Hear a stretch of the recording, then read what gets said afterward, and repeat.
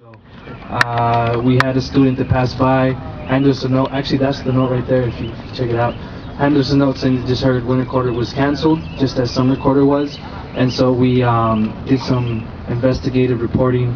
We did some calls. We paid a visit, and we had visits paid to us. Is that how you say it? We had people come and speak to us, and luckily we have Dr. Doug Freer. Is it Dr. Yes, Dr. Doug Freer, Vice President of Student Affairs, here to tell us exactly what's going on. So if you don't mind telling us what's happening in winter quarter. Yeah, guys, good morning, good afternoon. What I was told is that you all had gotten or placed a call to the admissions office and asked them about what's going on with upcoming terms. And from an admissions point of view, they're used to taking calls from prospective students, not our current students. And when we asked if we were open for winter term or for fall or spring terms, the answer for incoming students at this point is that we are currently closed for all incoming students. So we're not taking any more applications to Cal Poly Pomona for next year. Now, the students who have already been admitted and who have met all the requirements at this point, of course, will be starting to join us next week for orientation, and we do expect that they'll be here in the fall. But at this point, there's been no decisions or no impact made on fall, winter, or spring terms for next year.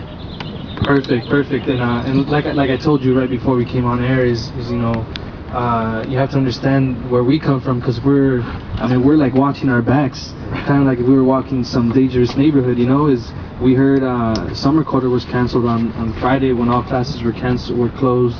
When all classes were done with, the campus was basically closed by that time. And I don't know who it was doing overtime that sent that message, staying after 5 p.m. But oh, there you go, present.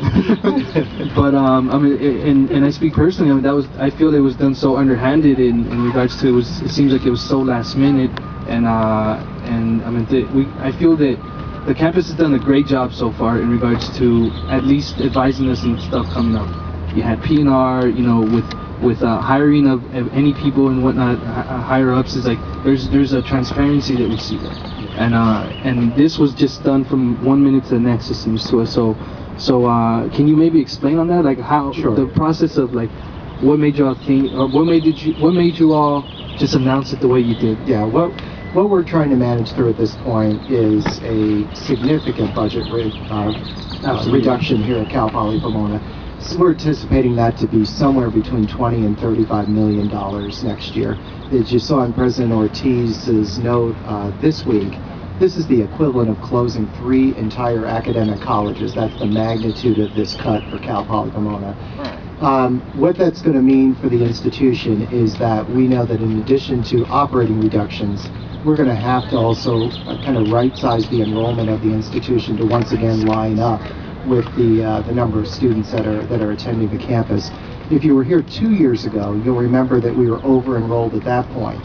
And there was an awful lot of concern about course offerings, being able to get into anything. I know I was getting an awful lot of fan mail every day. Yeah, that's what I call it, just fan mail. And, you know, what we did this year is we reduced the enrollment by approximately 1,000 students going into this year. And it brought the enrollment of the institution in line with the resources that we had.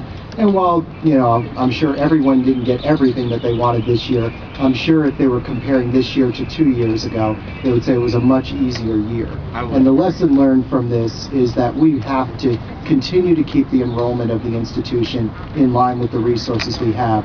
So unfortunately, while Cal Poly Pomona is as popular as ever with prospective students, we had almost 30,000 applications to this campus this year for the 3,000 slots we offered.